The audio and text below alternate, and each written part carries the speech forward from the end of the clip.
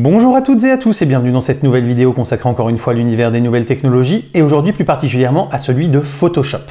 Photoshop qui, depuis la toute fin de l'année 2020, avec la première mouture de Photoshop CC 2021, vous propose un outil de remplacement automatique du ciel assisté par intelligence artificielle. Alors même si le mot d'intelligence artificielle est à mes yeux extrêmement galvaudé et absolument pas applicable en l'état, le machine learning qui se cache derrière et tout l'apprentissage des algorithmes permet d'obtenir des résultats plutôt bluffants de manière quasi automatisée. Et donc je voulais vous montrer un petit peu cette fonction qui peut vous rendre de fiers services si vous avez par exemple des photos avec un ciel tout gris, tout laiteux, ou au contraire avec un ciel bleu qui ne renvoie pas du tout de contraste et de matière et que vous voudriez y rajouter quelques nuages, etc. Eh bien, vous allez pouvoir utiliser soit des ciels déjà dispo dans l'application, soit des ciels que vous allez retrouver ensuite sur Internet ou sur vos propres photos et pouvoir les intégrer à la volée de manière quasi instantanée et automatique. Donc c'est ce qu'on regarde juste après l'intro.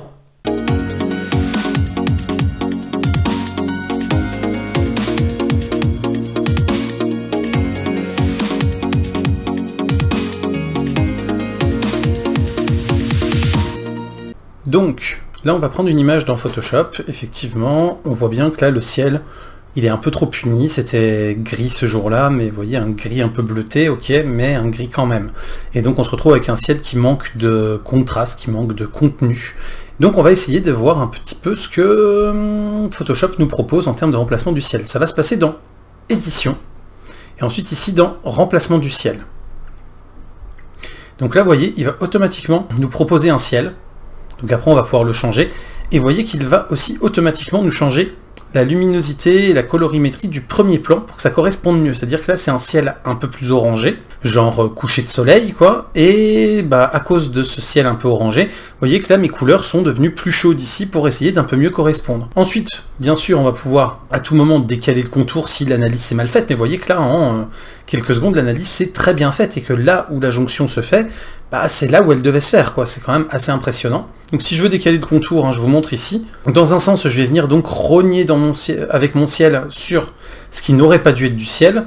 ou dans l'autre sens, au contraire, je vais venir, vous voyez, laisser une partie de ciel qui existait déjà, ce qui peut des fois, quand la transition ne se fait pas bien, parce que si vous regardez bien ici, par exemple, je remets à 0 pour avoir le réglage de base, on voit que par exemple avec ce qu'il a fait comme manipulation, bah là j'ai ma vague par exemple qui est un petit peu transparente, un peu trop transparente d'ailleurs, mon explosion de vague sur les rochers, donc si je veux qu'elle se voit mieux, bah, je vais pouvoir comme ça venir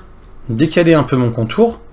et donc en fait ce qu'il va faire c'est que là vous avez un genre de calque de fusion avec un dégradé en fait pour faire la transition, et donc il va venir me décaler le dégradé du calque de fusion pour garder un peu plus de mon ciel. Donc par contre, ici après c'est moins bon, mais c'était pour vous montrer aussi une image où il y a quand même du challenge, et vous montrer que globalement bah, ça marche très bien, et que même si là ma vague elle est un peu transparente, c'est pas non plus déconnant quoi, je veux dire c'est de l'eau qui est en train de s'exploser sur un rocher, c'est pas déconnant que ça soit un peu transparent. Ensuite ici on va pouvoir régler la température, et vous voyez que ça va affecter vraiment toute mon image, ça ne va pas affecter que mon ciel. Ça va me permettre comme ça après de correspondre un peu mieux à l'ambiance que je voulais donner. Pareil avec la luminosité, hein, vous voyez qu'il va retoucher la luminosité du ciel pour mieux correspondre en fait à mon premier plan. Parce que là pour le coup, vous voyez qu'il ne retouche pas du tout mon premier plan en termes de luminosité. Donc selon le moment de la journée où j'avais réellement fait mon image, je vais pouvoir comme ça venir mettre un ciel qui soit un petit peu plus clair pour que ça corresponde un peu mieux à l'exposition globale de mon image. L'échelle, bien sûr, ça va me permettre de changer l'échelle du ciel pour pouvoir zoomer sur une partie seulement du ciel, vous voyez. Ça va me permettre de n'avoir que certaines parties du ciel. Et bien sûr, hein, là, bah, on voit l'image dont est tiré ce ciel. Ensuite, le mode d'éclairage, bien sûr, va nous permettre quand même de changer un petit peu le fait de est-ce qu'on veut que ça nous laisse notre premier plan tel qu'il était et qu'on le retravaille nous-mêmes, ou est-ce qu'on veut faire un genre de produit pour que ça puisse voilà, agir dessus et le changer. Et après, donc effectivement, le réglage de l'éclairage, ça pour le coup, encore une fois, vous voyez, ça permet de voir un petit peu comment on va assombrir certaines parties qui sont dans le ciel, au contraire les y laisser. Voilà, donc là, pareil, hein, je vous invite vraiment sur ces curseurs-là à pas hésiter à les pousser un grand coup en fait, pour voir leur effet, et ensuite en fonction de l'effet, venir redoser en fonction de ce que vous voulez, et une fois que vous vous dites que vous avez le bon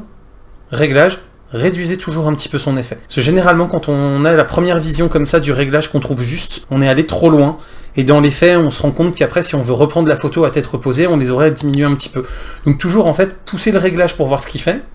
Ensuite, le régler au niveau qui nous semble bien, et toujours atténuer un peu l'effet qui nous semblait bien. Et bien sûr, là, si vous avez un PC qui rame trop, bah, vous faites vos réglages en décochant aperçu, ce qui fait que vous n'aurez pas l'aperçu en temps réel, mais au moins, vous aurez quelque chose qui fonctionnera plutôt beaucoup plus rapidement, puisque ça ne s'appliquera qu'une fois, et pas à chaque fois que vous changerez quelque chose.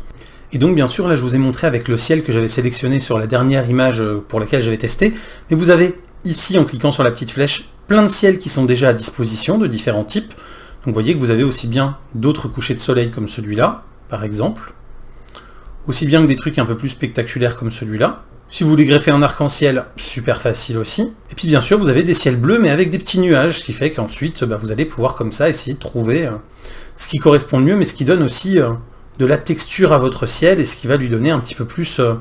de vie par rapport à un ciel qui était tout vide, comme on l'avait juste avant. Et bien évidemment, si vous ne voulez pas utiliser les ciels prédonnés par Photoshop, parce qu'il faut bien se dire que, comme c'est ceux qui sont dans Photoshop, c'est des ciels qu'on va retrouver partout, et on a déjà certains types de ciels qu'on reconnaît d'une image à l'autre quand on va sur les photos stock ou des trucs comme ça, parce que tout le monde utilise le même, vous pouvez très bien aller chercher ensuite, dans vos propres images, des images de ciel que vous avez vous-même réalisées en fait, et pouvoir ensuite mettre un joli ciel d'un jour où vous aviez un ciel sympa, dans une image où vous aviez un ciel qui était moins agréable à regarder, et importer donc comme ça directement votre ciel dans l'image. Et donc si vous importez une image qui contient en fait un ciel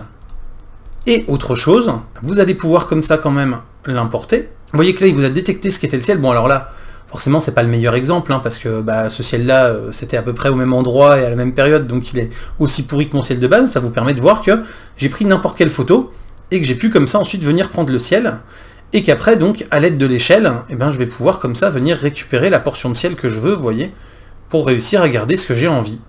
Et donc ça, c'est quand même super pratique, puisque n'importe quelle photo où vous avez du ciel suffisamment bien défini en termes de nombre de pixels,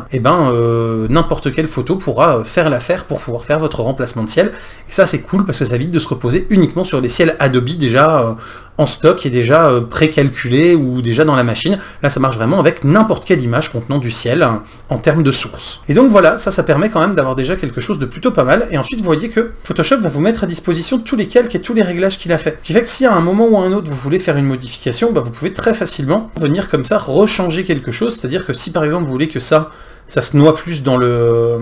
réglage du ciel, vous allez pouvoir venir l'effacer. Au contraire, si vous trouvez que là le dégradé il n'est pas suffisant pour faire la transition, vous allez pouvoir le retoucher. Parce que vous voyez, vous avez vraiment tout qui est comme ça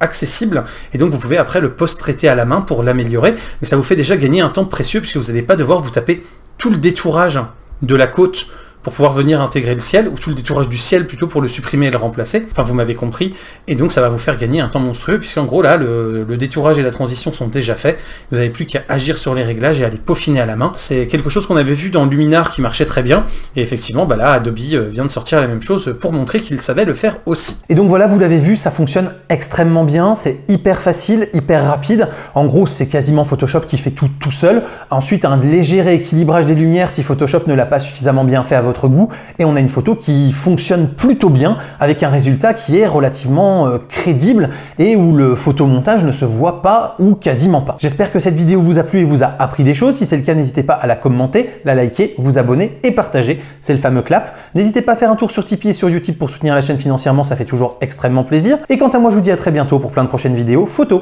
techno, informatique et jeux vidéo qui font le contenu de la chaîne au quotidien. D'ici là, continuez de rester curieux et de regarder des vidéos sur YouTube. Salut à tous, bye bye.